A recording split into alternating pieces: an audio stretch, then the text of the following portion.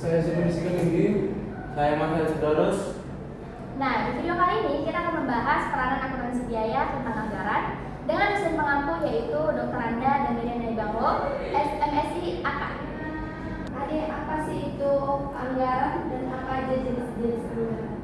Nah, definisi anggaran adalah rencana keuangan yang disusun secara sistematis dalam periode tertentu, biasanya dalam waktu 1 tahun, yang berisi perkiraan pendapatan dan pengeluaran.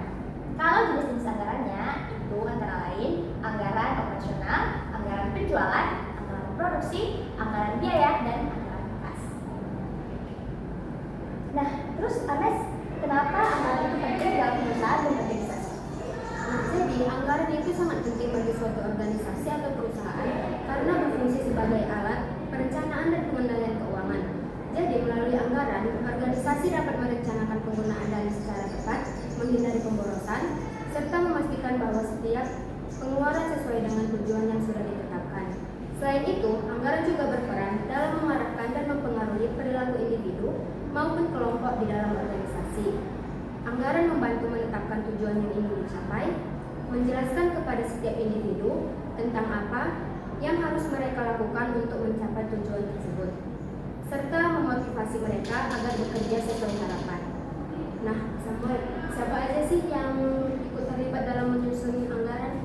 Baik, pihak yang terlibat dalam penyusunan anggaran itu biasanya dibagi tiga secara umum. Yang pertama itu ada pimpinan atau manajemen puncak yang berperan dalam menetapkan tujuan dan kebijakan anggaran. Yang kedua itu bagian keuangan ataupun menyusun anggaran secara teknis, mencatat serta membuat laporan keuangan.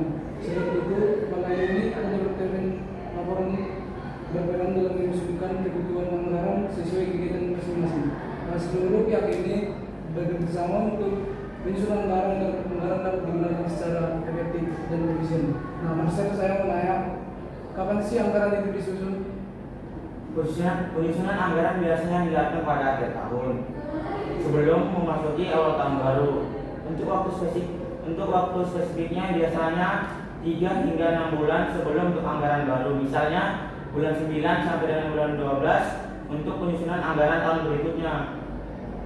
Untuk tahapan-tahapannya, penetapan pedoman yaitu menetapkan tujuan strategis. Yang kedua, persiapan anggaran yaitu staf departemen mengajukan draft biaya untuk departemennya. Yang ketiga yaitu negosiasi dan persetujuan. Disinilah draft direvisi dan disahkan oleh Dewan Komisaris. Samuel, kapan sih anggaran digunakan dan diterapkan? Baik, anggaran dapat diterapkan dari berbagai tempat dan bidang. Dalam perusahaan, anggaran digunakan untuk mengatur biaya operasional, produksi, dan juga pemasaran. Di instansi pemerintah juga, anggaran digunakan untuk menyelesaikan pembangunan, pelayanan publik, dan juga program sosial. Selain itu, anggaran juga dapat diterapkan di sekolah, organisasi masyarakat, dan dalam kegiatan sehari-hari, seperti mengatur keuangan rumah tangga agar pengeluaran tidak melebihi pendapatan. Nah, Diana, saya juga mau nanya, bagaimana sih proses penyusunan anggaran itu, bagaimana proses pengendaliannya? Nah, pertama aku akan membahas tentang proses penyusunan anggaran. Penyusunan anggaran adalah proses merancang kegiatan atau keuangan untuk periode tertentu, biasanya 1 tahun. Nah, yang pertama, penentuan tujuan dan sasaran. Manajemen menetapkan tujuan perusahaan, misalnya meningkatkan penjualan 15%, mengurangi biaya operasional, membuka cabang baru. Tujuan ini menjadi dasar dalam penyusunan anggaran. Yang kedua, saya akan membahas proses pengendalian anggaran. Pengendalian anggaran bertujuan untuk memastikan pelaksanaan sesuai dengan rencana. Yang pertama, pelaksanaan anggaran. Setiap bagian menjalankan kegiatan sesuai dengan anggaran yang telah ditetapkan. Nah, jadi Marcel, apa sih kesimpulan yang kita bahas pada hari ini? Kesimpulan yang ingin saya sampaikan ada 3 poin, yaitu pertama perencanaan, yaitu menentukan target keuangan untuk masa depan. Yang kedua, poin pengendalian, yaitu membahas, membatasi dan mengawasi penggunaan dana.